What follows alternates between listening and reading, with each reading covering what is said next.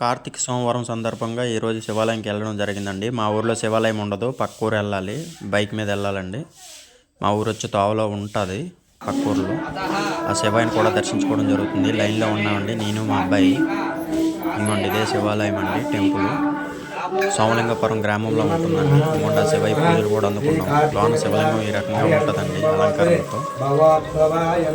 శివయ్య పూజలు అందుకునే తర్వాత మా అబ్బాయి నందీశ్వర పూజ కూడా చేస్తున్నారండి. నందీశ్వర పూజ అనుగ్రహం అందిన తర్వాత శివయ్య చేస్తే చాలా మంచి జరుగుతుందని చెప్తారండి అందరూ కూడా. చూడండి ఎంత బాగా అలంకరించారు, చుట్టూ పూజలు చేస్తున్నారు. పండు కుర్రాడు మా ఊరే, మా అబ్బాయి కూడా, ఇద్దరు కూడా దండం పెడుతున్నారు.